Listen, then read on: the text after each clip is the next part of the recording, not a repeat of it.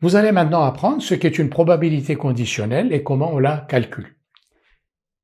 Une loi de probabilité P est définie sur l'univers oméga d'une expérience aléatoire. On plante le décor. A et B sont deux événements avec P de B différents de 0.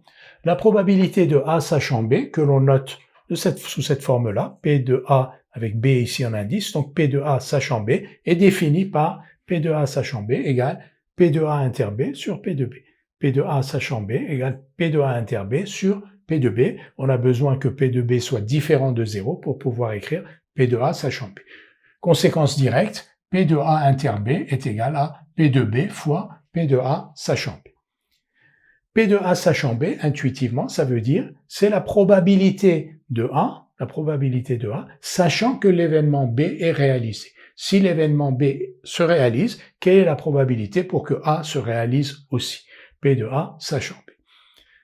On va dans deux illustrations donner deux utilisations possibles de cette formule. Une première utilisation, une utilisation directe de la formule. On nous donne P de A, P de B, P de A inter B, et on nous demande P de A sachant B et P de B sachant A, que l'on calcule par utilisation directe, application directe de la formule.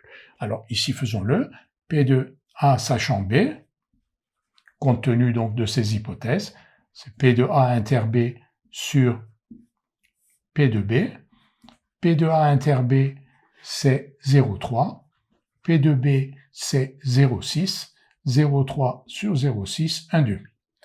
Maintenant, P de B sachant A, P de B inter A sur P de A. P de B inter A, B inter A et A inter B, c'est la même chose. P de B inter A, donc c'est 0,3. P de A, c'est 0,9. 0,3 sur 0,9, 1 tiers. Donc nous avons calculé la probabilité de A sachant B et probabilité de B sachant A à partir de la connaissance que l'on avait de P de A, P de B et P de A inter B par application directe de la formule.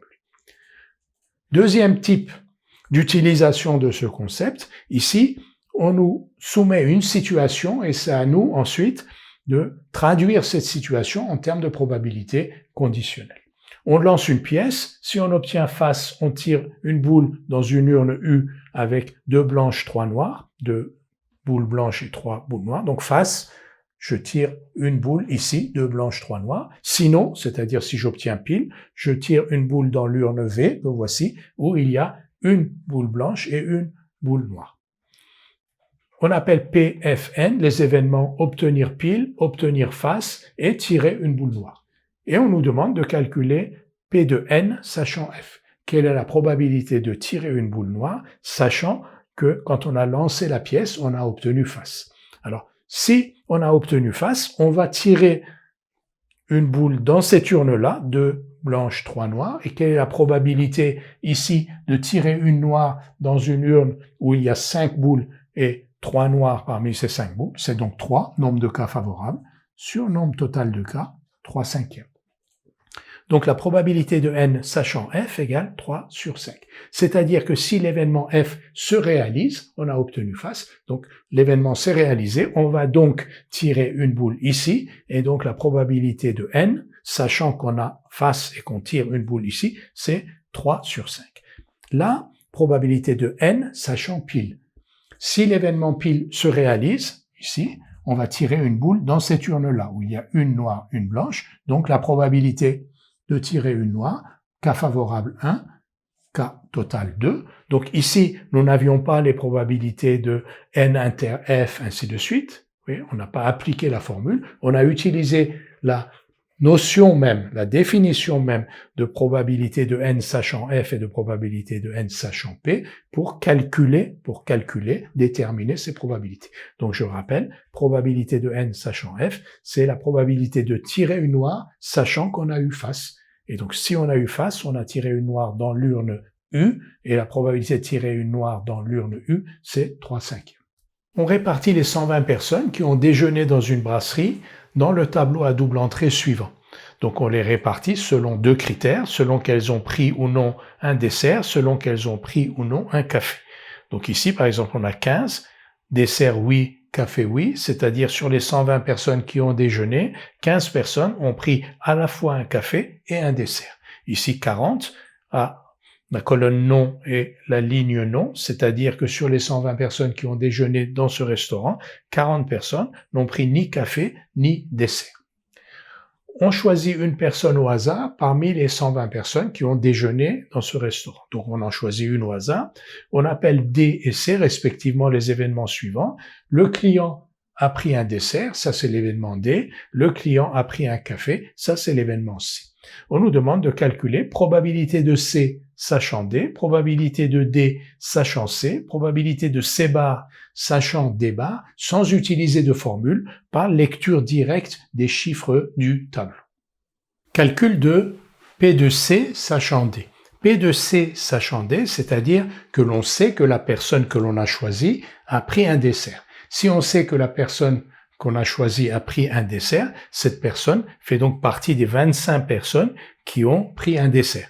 Donc l'univers de notre expérience aléatoire, ce ne sont plus les 120 personnes qui ont déjeuné dans cette brasserie, mais les 25 personnes qui ont pris un dessert. Donc on limite notre travail à ces 25 personnes. Sur ces 25 personnes, 15 ont pris un café, vous voyez, oui, 15. Sur ces 25 personnes, 15 ont pris un café. Donc P de C sachant D, la probabilité d'avoir pris un café sachant que l'on a pris un dessert.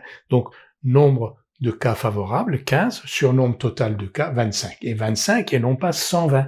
25 parce que on se limite à ceux qui ont pris un dessert, sachant que la personne a pris un dessert. Donc 15 sur 25 égale 3 sur 5. P de D, sachant C, quelle est la probabilité que la personne ait pris un dessert, sachant qu'elle a pris un café. Sachant qu'elle a pris un café, c'est-à-dire donc que la personne que l'on a choisie, on sait déjà qu'elle fait partie des 70 personnes qui ont pris un café. Donc on a une information supplémentaire. Ce n'est pas une personne quelconque parmi les 120, c'est une personne parmi les 70 qui ont pris un café. Donc l'univers de l'expérience ici, comme on a le sachant, est limité aux 70 personnes qui ont pris un café. Donc sur cet univers, le nombre total de cas, 70. Le nombre de cas favorables, c'est-à-dire le nombre de personnes qui ont pris un café, c'est 15. 15 parmi ces 70. Donc probabilité de D sachant C, c'est 15 sur 70, c'est-à-dire 3 sur 14. P de C bar sachant D bar maintenant, c'est-à-dire sachant que la personne n'a pas pris de dessert, quelle est la probabilité qu'elle n'ait pas pris de café non plus? Donc sachant qu'elle n'a pas pris de dessert, ça restreint notre univers aux personnes qui n'ont pas pris de dessert, donc aux 95 personnes qui n'ont pas pris de dessert. Donc au dénominateur, le nombre d'issues total, c'est 95. Au numérateur, le nombre d'issues favorables, c'est-à-dire le nombre d'issues qui réalisent l'événement n'a pas pris de café, c'est 40. Donc 40 sur 95, on simplifie par 5, 8, 19e.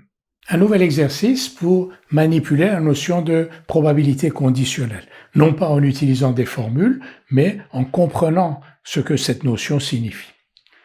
Alors, on nous donne ce tableau, c'est un tableau à double entrée, où on a la répartition de 10 000 personnes qui ont passé l'examen du permis de conduire.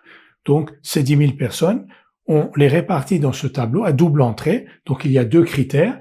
Est-ce que la personne a réussi ou pas, et est-ce que la personne a utilisé la conduite accompagnée, oui ou non, pour se préparer. Donc, conduite accompagnée, oui, non, réussi, oui, non. Donc, les 10 000 personnes, on les répartit là. Par exemple, si je regarde ces 3600 personnes ici, c'est donc le nombre de personnes qui a préparé l'examen avec des méthodes classiques, donc non en dehors de la conduite accompagnée, et qui n'ont pas réussi.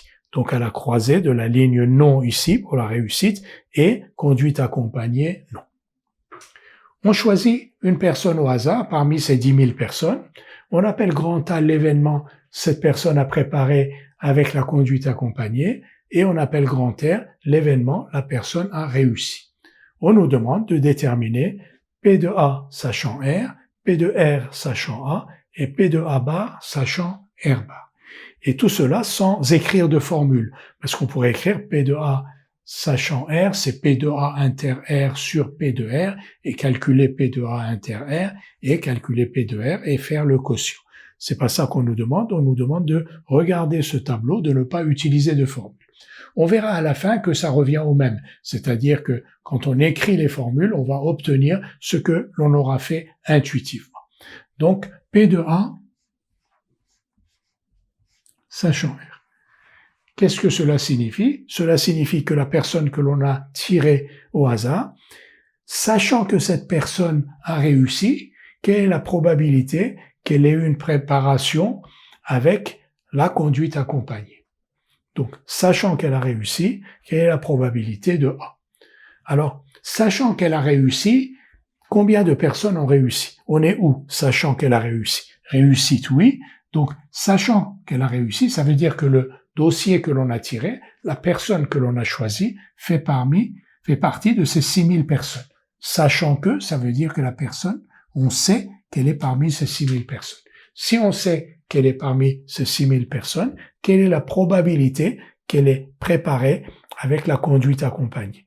Nombre de cas favorables sur nombre total de cas, 2200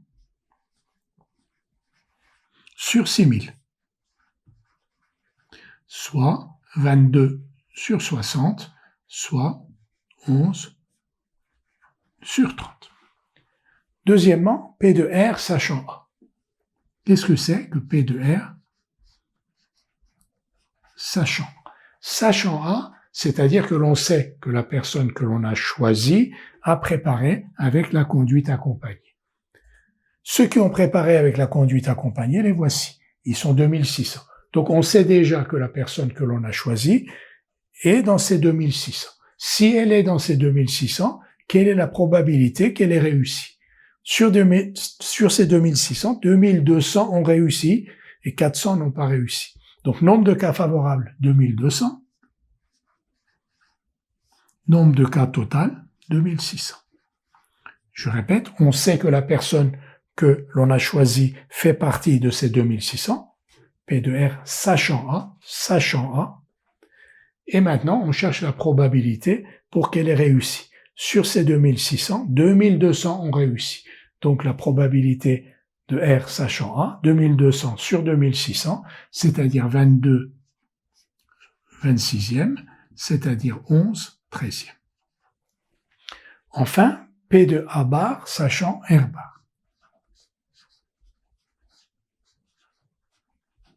C'est-à-dire, sachant que la personne n'a pas réussi, quelle est la probabilité qu'elle n'ait pas eu recours à la conduite accompagnée?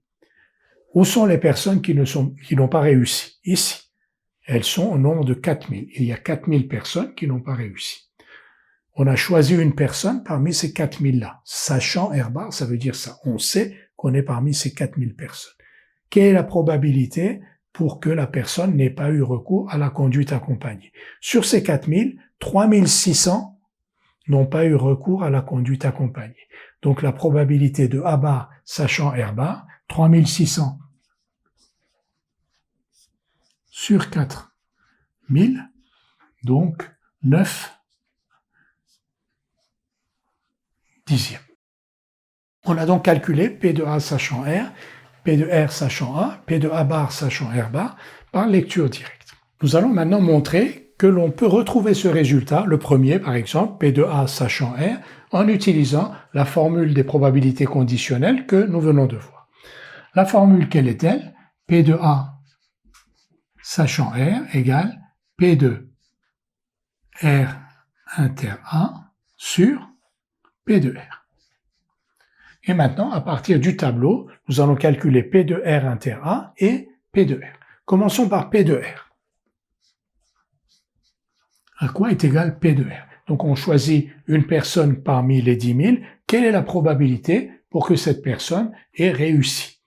Alors, on a 10 000 personnes. Sur ces 10 000 personnes, 6 000 ont réussi. Donc nombre de cas favorables, 6 000 sur 10 000. Donc 6 sur 10.